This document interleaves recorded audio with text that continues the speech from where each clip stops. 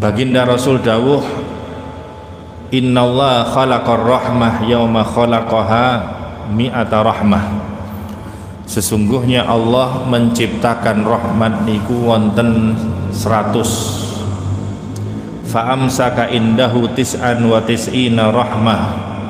Dari 100 itu maka Allah menyimpan 99 rahmatnya, wa arsala fi khalqihi kullihim rahmatan wahidah, dan memberikan kepada semua makhluknya satu rahmat dari 100 rahmatnya Allah subhanahu wa ta'ala. Dari besarnya rahmat Allah subhanahu wa ta'ala niki, sampai-sampai Kanjeng Nabi ini dawuh, falau ya'lamul kafir bi kullil ladzi indallah minar rahmah lam yai'as minal jannah. Seandainya seorang kafir pun kalau dia ngerti betapa rahmatnya Allah subhanahu wa ta'ala, maka dia tidak akan putus asa untuk mendapatkan surganya Allah subhanahu wa ta'ala. Niku saking dari rahmat Gusti Allah. Coba lihat Fir'aun niki kurang ajar kayak apa kepada Allah subhanahu wa ta'ala. Fir'aun niku mengaku menjadi Tuhan, tapi tatkala Fir'aun ini ditenggelamkan oleh Allah, lamma aghraqallahu Fir'aun qala, tatkala Fir'aun ditenggelamkan oleh Allah di Laut Merah, kemudian Fir'aun berkata, amantu annahu la ilaha illalladzi amanat bihi banu Israil. Dia mengatakan, aku beriman bahwasanya tidak ada Tuhan melainkan Tuhan yang diimani oleh kaum Bani Israel. Jadi pada waktu Fir'aun tenggelam, baru dia sadar dia bukan Tuhan, dia lemah, dia percaya kepada Tuhan. Tapi ini tobat dan imannya telat. Kalau ruh sudah sampai di kerongkongan, maka tidak ada kata taubat yang diterima oleh Allah subhanahu wa ta'ala. Kalau matahari sudah terbit dari barat, tidak ada lagi taubat diterima oleh Allah subhanahu wa ta'ala. Seperti itulah berlaku kepada Fir'aun. Fir'aun pada waktu dia mau meninggal karena tenggelam, dia baru beriman kepada Allah. Dan saat itu apa yang terjadi? Malaikat Jibril gregeten kepada Fir'aun. Malaikat Jibril khawatir Allah welas nang Fir'aun. Waduh, lek carane ngene engko Fir'aun iki diampuni mbek Gusti Allah mlebu swarga, aku cek gewedhi nang Fir'aun iki. Maka begitu Fir'aun mengatakan amantu annahu la ilaha illalladzi amanat bihi banu Israil, Malaikat Jibril bercerita kepada Kanjeng Nabi, ya Muhammad, falau ra'aitani wa ana akhudhu min halil bahri fa'adussu fihi makhafata an tudrikahu rahmah. Wah, seandainya panjenengan Kanjeng Nabi ningali, seweru pas Fir'aun niki mau tenggelam ngomong seperti itu, langsung mulutnya tak sumpel gitu loh. Sama apa namanya? Endut. Mbek endut itu tak sumpel gitu loh. Kalau khawatir iki lek gak ndang disumpel, mbek Gusti Allah welas diampuni mbek Gusti Allah lah ini. Iki gak kapok iki Fir'aun iki. Ndang disumpel mbek malaikat Jibril. Kenapa hal ini terjadi? Karena malaikat Jibril tahu betapa rahmatnya Allah. Meskipun Fir'aun telah menjadi sekutunya Allah, Fir'aun telah mengaku sebagai Tuhan, tapi kalau dia tobat pun, seandainya tobat, pasti Allah akan menerima tobatnya dengan rahmatnya Allah subhanahu wa ta'ala. Tapi ini nggak ingin terjadi. Malaikat Jibril ndang disumpel mawon malaikat Jibril ndang mati. Perawi ingkang mulya, sebagaimana tadi hadis di atas, hadis riwayat Bukhari, Allah subhanahu wa ta'ala menjadikan rahmat itu 100 bagian. Yang 99 itu disimpan sama Allah. Yang diturunkan ke bumi cuma satu rahmat dari 100 rahmat. Tapi dengan satu rahmat ini, famin dalikal juz'i yatarahamul khalqu hatta tarfa'al faras hafiraha an waladiha khasyata an tusibahu. Sampai-sampai dari satu rahmatnya Allah subhanahu wa ta'ala itu, kasih sayang yang Allah berikan, satu rahmat itu kepada seluruh dunia, seluruh makhluknya, maka seekor kuda itu mengangkat kakinya, khawatir kakinya menginjak anaknya.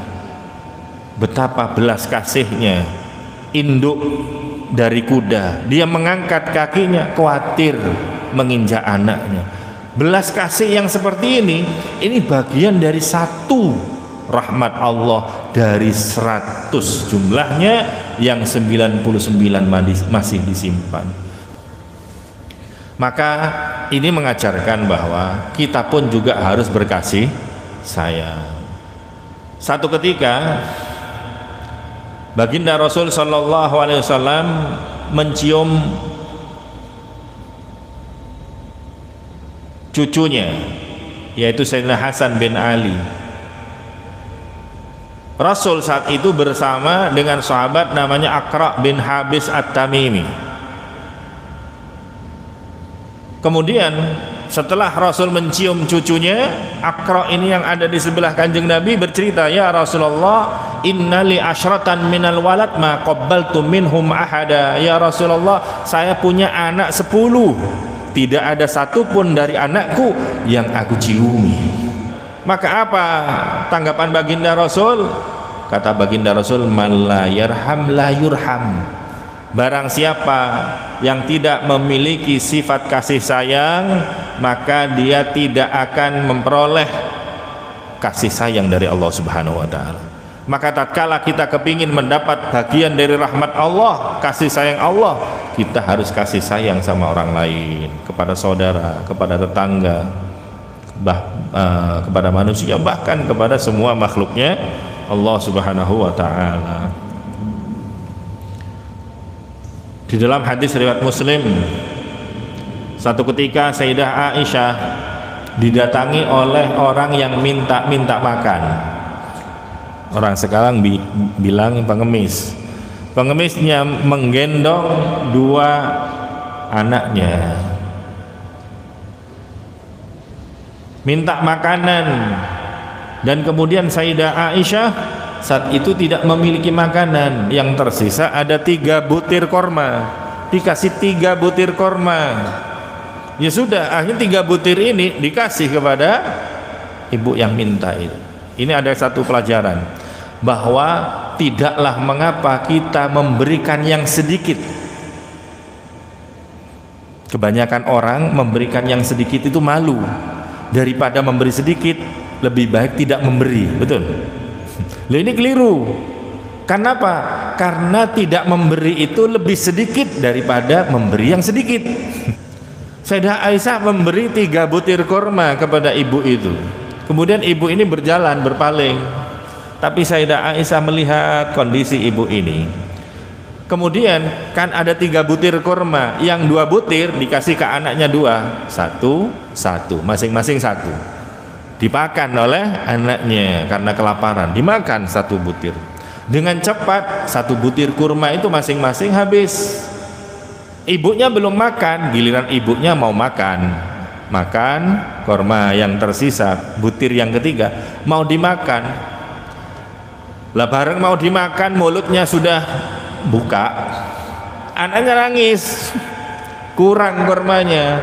Akhirnya nggak jadi dimasukkan ke mulutnya, diambil lagi, kemudian diparuh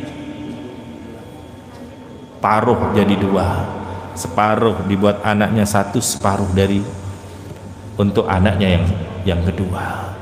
Sayyidah Aisyah kemudian terenyuh, ya Allah, ibu itu bisa, dan seorang ibu mau berkorban meskipun dirinya sendiri lapar, dia tahan laparnya, yang penting anaknya makan. Kemudian cerita ini dikisahkan kepada baginda Rasul sallallahu alaihi wasallam. Ya Rasulullah, aku tadi melihat seorang ibu begini-begini tadi itu. Apa tanggapan Kanjeng Nabi? Innallaha qad aujabalaha bihal jannah. Allah telah menetapkan bagi seorang ibu itu bahwa dia akan dimasukkan surga karena kasih sayangnya kepada anaknya. Selanjutnya, bagaimana kasih sayang seorang ibu? Nabi Sulaiman, di zamannya Nabi Sulaiman, ada dua orang ibu yang bertengkar berebut anak. Ada seorang ibu, dia menitipkan anaknya kepada tetangganya. Yang tetangganya itu punya anak yang usianya sama, dijejer podo bayi ini. Ternyata kemudian ada serigala kemudian memakan anak salah satunya.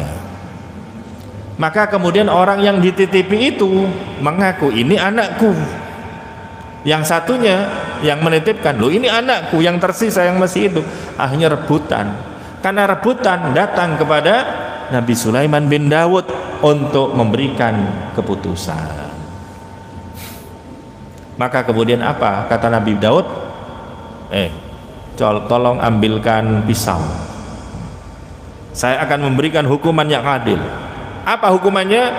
Bayi ini tak sigar tadi loro.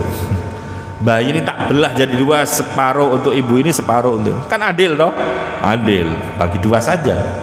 Yang satu ngotot ini katanya anaknya, yang satu ini ngotot ini anaknya. Ya sudah, sama-sama mengaku anak, sudah dibagi dua saja.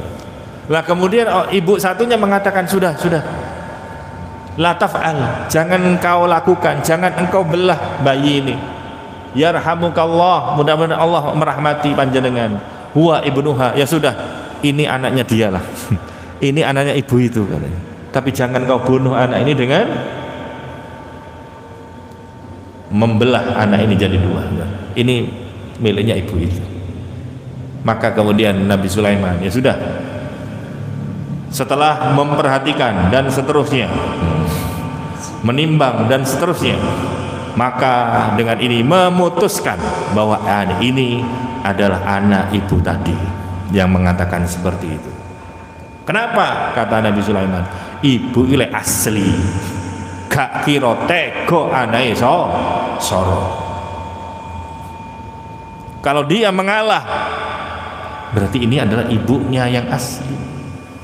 Sementara satunya gak apa-apa wis, belah saja biar adil. Satunya mengatakan seperti itu. Kenapa? Berarti dia ingin tidak hanya dia yang kehilangan anak, tapi tetangganya tadi yang menitipkan juga kehilangan anaknya.